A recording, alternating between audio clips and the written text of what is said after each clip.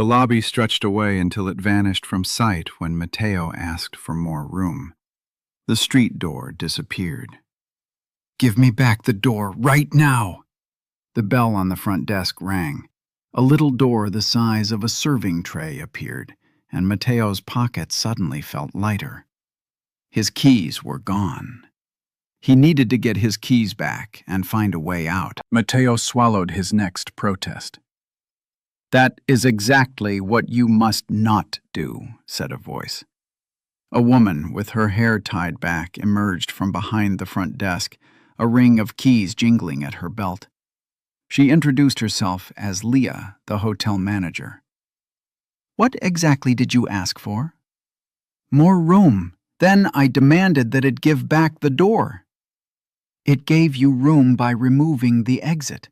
Then it gave you a door and charged you your keys. Every request spoken aloud is granted and charged for. The less precise you are, the more creative the bill becomes." Mateo held up the miniature door. "Then I'll be precise. I want my brass keys with a blue tag and a chipped tooth on the large key." "Wait," Leah said. The bell rang. The keys he had described appeared on the desk. Mateo snatched them up, pleased for half a second. Then he heard a metallic clatter. Leah's belt was empty.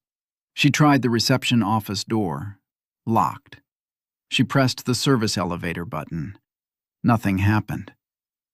"The hotel took my master key ring," she said, "but I described mine perfectly." "You specified what would arrive, not the price." Mateo's advantage evaporated. He had recovered his keys, but he had left Leah without access to the rooms, the elevator, or the workshop from which she kept the hotel running. In his second-hand shop, Mateo appraised wobbly furniture, lamps without shades, and incomplete dinner sets. He knew how to specify condition, usefulness, and value.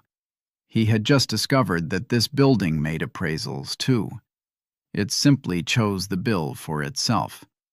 "I can ask for them back," he said, "and it might charge us the entire elevator." Leah took a slow breath and placed both palms on the desk. "My master keys, all together on their iron ring. As payment, I offer the guests' brass keys, including the blue tag." The bell gave one clean chime. Mateo's keys vanished from his hand. The master ring dropped onto the desk with a crash. Leah fastened it to her belt. "Precision defines what arrives. An acceptable offer defines what leaves."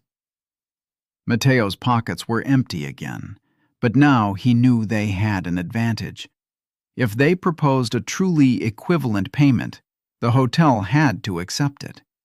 He only needed to request the exit and offer his keys. "A door that opens into my shop," he said, "and as payment, I offer my keys." Leah spun toward him. "Keys are not equivalent to a door." The bell rang. A wooden door appeared at the far end of the desk. From the other side came the familiar hum of the refrigerator in Mateo's back room, and the rattle of the shop shutter as a truck passed outside. There was his shop. He could step through, call a locksmith, and forget the hotel forever. Then, behind Leah, there came a creak and a rush of air. "No," she murmured. The entrance to the workshop had disappeared. Only a smooth wall remained. "What do you keep in there?" Mateo asked. "Tools, spare parts, and the elevator mechanism. Everything that stops this place from turning every breakfast into a moving day." Mateo's shop still waited beyond the new door, but the hotel had rejected his keys as payment and chosen another functional entrance instead: access to Leah's workshop. Mateo put a hand on the doorknob. Leah did not try to stop him. That made it harder to turn. He knew this kind of deal. Sometimes a customer came into his shop delighted to buy something cheaply, while somebody else bore the real cost. Mateo had always thought it was a lazy way to bargain. He let go of the doorknob. "Get your workshop back." "You'll lose your exit." "We'll find one that doesn't rip out someone else's door." Leah nodded once. "The functional entrance to my workshop, restored to its previous condition. As payment, I offer the door that currently opens into the guest's shop." The bell chimed. The workshop entrance returned. The way into Mateo's shop vanished, taking the hum of the refrigerator with it. The direct plan had failed.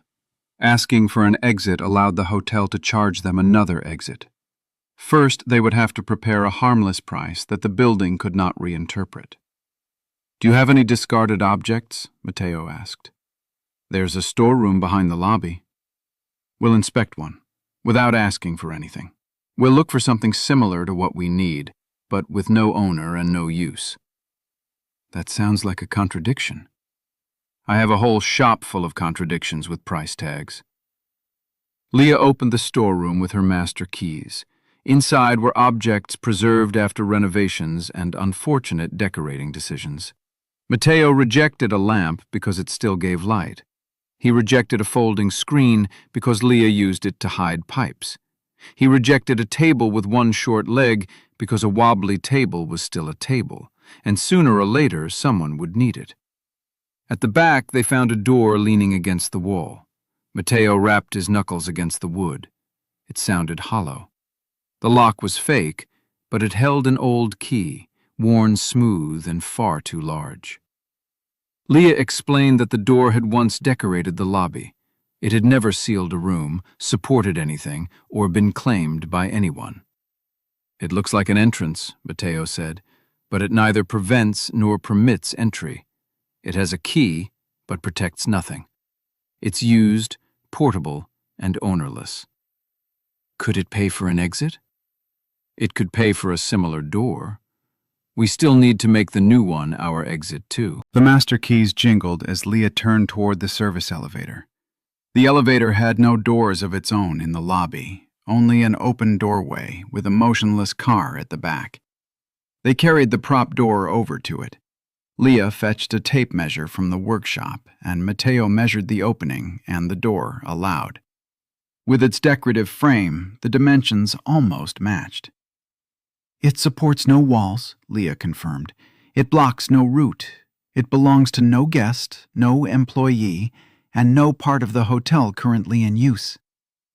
Mateo ran his fingers over the old key. "And we offer it complete. If we ask for a complete door with my keys, that improves the equivalence." "What if it charges us the elevator?" "We won't ask it to choose the price. First, we appraise the object, then we offer it explicitly." In his shop, Mateo did not value a wardrobe according to how much a customer wanted to store inside it. He valued its wood, size, condition, and portability. They had to request an object equivalent to the payment. Its destination would be a condition of installation, not the essence of the object. They positioned the decorative door in front of the elevator. Its old key jingled against the false lock.